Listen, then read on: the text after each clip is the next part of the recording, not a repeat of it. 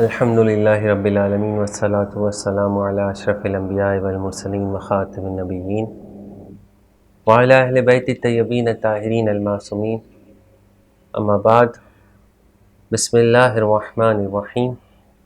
رب اشرح لی صدری ویسر لی امری واحلل عقدۃ من لسانی یفقہوا قولی۔ چوتھی حدیث میں تکبر کے عنوان سے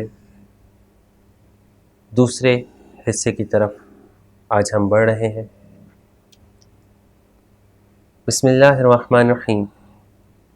بالسند المتصل الى محمد بن یعقوب عن علی بن ابراہیم عن محمد بن عیسیٰ عن یونس عن ابان عن حکیم قال سألت ابا عبد اللہ عن ادنى الالحاد فقال الکبر ادناہ۔ حکیم نے کہا، میں نے امام صادق علیہ السلام سے الحاد کے سب سے پست ترین درجے کے بارے میں پوچھا تو حضرت نے فرمایا اس کا سب سے پست ترین درجہ تکبر ہے۔ یہاں پر آج ایک حدیث سے آج کی بات کا آغاز کریں گے۔ امام صادق علیہ السلام نے اپنے اصحاب کو وصیت کرتے ہوئے فرمایا، خبردار تکبر اور بڑائی نہ کرنا، اس لیے کہ تکبر ذات خدا کے لیے مخصوص ہے، اور جو شخص خدا سے اس میں جھگڑا کرے گا، یعنی کہ وہ اس سے مخصوص ہے، خدا اس کو برباد کر دے گا اور قیامت میں ذلیل کرے گا۔ اب یہاں پر امام صادق علیہ السلام یہ فرما رہے ہیں کہ جو شخص تکبر کرتا ہے، یہ تکبر مخصوص ہے، اللہ کا نام ہے المتکبر، اور یہ صفت اور کسی کے لیے زیب نہیں دیتی، اور ساتھ کے ساتھ یہ کہ اللہ اسے ذلیل کرے گا جو تکبر کرے گا۔ اللہ بروز محشر اگر ذلیل کرے تو ہم اس کی نہ ہم اس کا احساس رکھ سکتے ہیں اور نہ ہم اس کا درک کر سکتے ہیں، نہ سمجھ سکتے ہیں، کیونکہ اللہ کا ذلیل کرنا کیسا ہے، کتنی شدت سے ہے، کتنا سخت ہے، اس کے بارے میں اگر ہم کچھ سوچ بھی لیں تو ہماری سوچ بھی ناقص ہوگی۔ کیوں؟ کیونکہ یہ دنیا کی جو نعمتیں ہیں وہ بروز محشر نہیں ہیں، اور دنیا کا جو عذاب ہے وہ بروز محشر نہیں ہے۔ اللہ اگر کسی کو ذلیل کرے تو وہ پھر کبھی عزت نہیں پا سکتا، اور کتنی مشکل میں وہ گرفتار ہو گیا، یہ ائمہ اطہار کی معصومین اور اس حدیث کے اینڈ تک آپ کو اس کا کچھ نہ کچھ ضرور اندازہ ہو جائے گا۔ اور اس متکبر کے آخری انجام کے بارے میں حدیث میں ہے کہ جو شخص تکبر کی سواری پر سوار ہے، وہ سواری اس کو جہنم میں لے جائے گی، اور جب تک اس شخص میں اس صفت کا اثر باقی ہے وہ جنت کی صورت نہیں دیکھ سکتا۔ چنانچہ اس لیے رسول خدا صلی اللہ علیہ وآلہ وسلم نے سے منقول ہے کہ آپ نے فرمایا، جس شخص کے دل میں رائی کے دانے کے برابر بھی تکبر ہو وہ ہرگز جنت میں نہیں جائے گا۔ اور اسی طریقے سے امام باقر سے، امام صادق علیہ السلام سے، اور خود امام باقر سے ایک بہت اسی مطالب کی احادیث ملتی ہیں کہ جس میں کافی شریف کے اندر امام باقر علیہ السلام فرماتے ہیں کہ اس حدیث کا محصل یہ ہے کہ عزت و کبریائی صرف خدا کے لیے ہے، جو کوئی اس میں حصہ بنائے گا خدا اس کو منہ کے بل جہنم میں پھینک دے گا، اور وہ ایسی جگہ ہے کہ جہنم، جو جہنم متکبرین کے لیے ہے، وہ علاوہ اس جہنم کے ہے جو عام لوگوں کے لیے ہے۔ کافی میں ہے کہ اسی کمر شکن حدیث کو جو پچھلی دفعہ بیان کیا، آج ڈیٹیل میں ان الفاظ کے ساتھ جس میں یہ حدیث موجود ہے آپ کے سامنے بیان کرنا ہے۔ ابن بکیر نے امام صادق سے نقل کیا کہ امام صادق نے فرمایا، جہنم میں متکبرین کے لیے ایک مخصوص وادی ہے جس کا نام سقر ہے۔ اس وادی میں خدا نے اپنی شدت حرارت کی شکایت کی پروردگار سے، اور اجازت مانگی کہ ایک دفعہ سانس لے لے۔ اللہ نے اس کو اجازت دی کہ یہ سانس لے لے، اور اس کے بعد اس نے ایک مرتبہ سانس لی تو جہنم جل گئی۔ یہ سقر کی وادی کا حال ہے۔ ہمیں اور آپ کو پناہ مانگنی چاہیے اس جہنم سے کہ جس کا ہم درک نہیں کر سکتے، سوچ نہیں سکتے، جس کے عذاب کو۔ پھر کہیں زیادہ اس کے کہ خدا نخواستہ اگر ہمارے اندر تکبر موجود ہے تو اس وادی سقر سے، جو اس سے بھی زیادہ اندھوناک ہے، کہ وہ ایک سانس لے تو جہنم جل جائے۔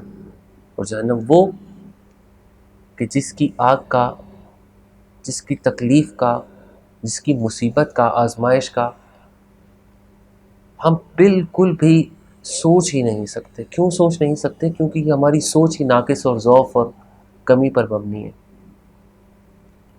ہماری سوچ کا زاویہ ہی اتنا نہیں پھیلا ہوا، کیونکہ ہم کسی بھی عذاب کی شدت کو اس دنیا کے عذاب سے پرکھ سکتے ہیں، آخرت کے عذاب سے نہیں۔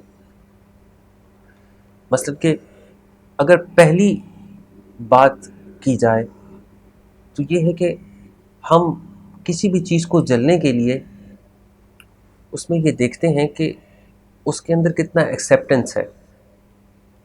مثلا اگر سیسا جلتا ہے تو اس سے کہیں زیادہ سخت جلتا ہے لوہا اور سونا۔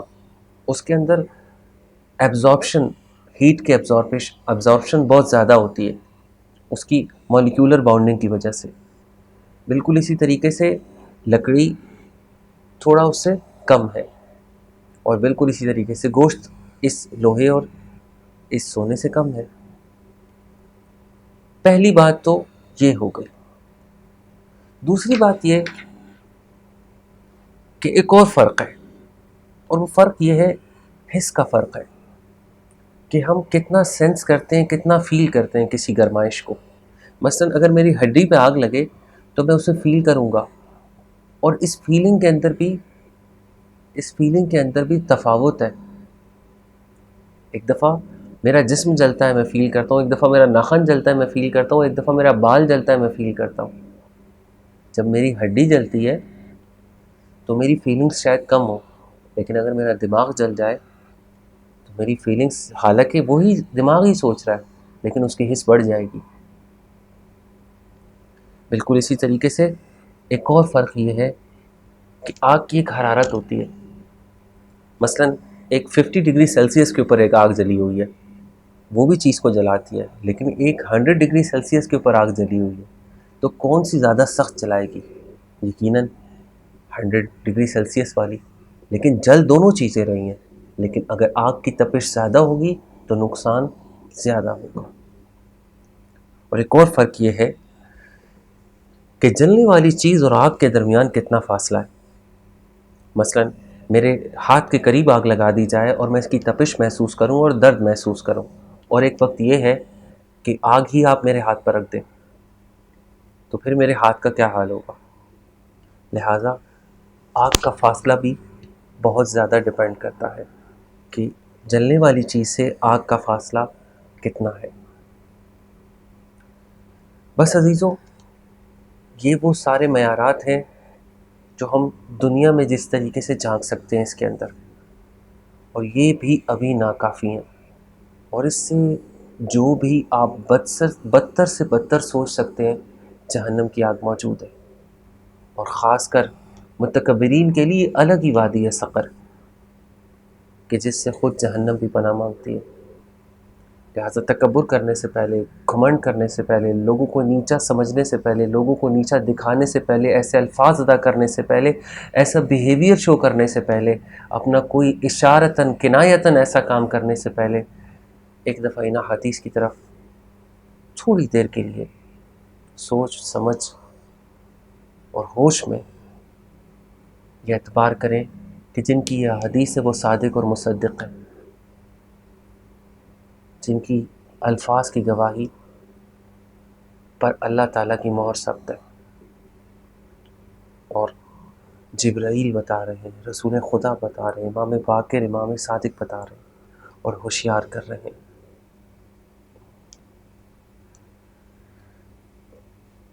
اس ساری کمی کے بعد جو دنیا کی آگ حالانکہ بہت ٹھنڈی ہے، اس آگ سے باوجود اس کے اگر اس میں 1 گھنٹہ جلا جائے تو انسان ختم ہو جاتا ہے، خاکستر ہو جاتا ہے. لیکن یہ سارے معیارات بروز محشر جہنم کی آگ میں تبدیل ہو جائیں گے. اور یہ وہ روایات ہیں جو صرف جہنم کی آگ کے لیے آئی ہیں. ابھی میں وادی سقر، متکبرین کی سقر والی وادی، جہنم کی اس وادی کے بارے میں نہیں بات کر رہا کہ جس سے خود جہنم پناہ مانگتی ہے. وہ آگ ایسی آگ ہے کہ جو ظاہر و باطن کو جلا دیتی ہے. وہ آگ ایسی آگ ہے جو جسم اور روح کو جلا دیتی ہے.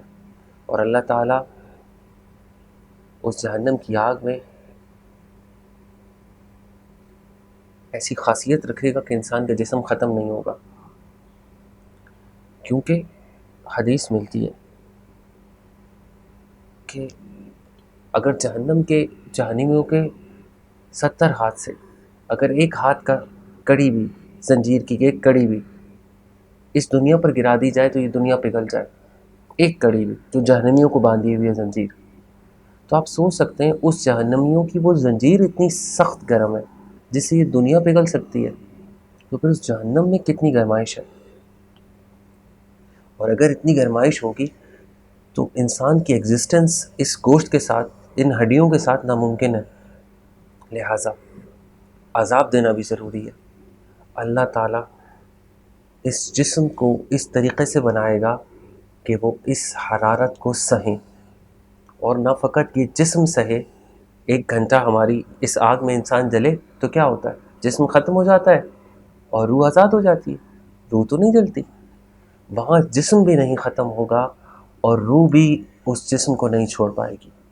دونوں ایک ساتھ جلیں گے. کب تک جلیں گے؟ جب تک یہ تکبر ختم نہیں ہو جاتا. کیونکہ صادق و مصدق رسول اکرم، رسول اعظم کا فرمان ہے، رائی کے دانے کے برابر بھی تکبر ہو وہ شخص جنت میں نہیں جا سکتا. بس حضرت جبرائیل علیہ السلام قرآن مجید میں، روایات میں جس جہنم سے خوف دلایا ہے اس سے کہیں سخت جہنم سقر ہے جو متکبرین کے لیے، کہ جس کے اندر قرآن میں آیا ہے فَلَبِئْسَ مَثْوَى الْمُتَكَبِّرِينَ، بس تکبر کرنے والوں کا کتنا برا ٹھکانہ ہے. دیکھیے تکبر کے اسباب و علل، اس کی طرف صرف روشنی ڈال کے آج کے اس سیشن کو ختم کریں گے. جو بنیادی چیزیں تکبر کی وجہ بنتی ہیں، تکبر کا سبب بنتی ہیں، تکبر کی علل بنتی ہیں، ان میں ایک انسان کا دماغ کا چھوٹا ہونا ہے کہ وہ دماغی لحاظ سے کم سوچتا ہے، وسیع پیمانے پہ نہیں سوچتا.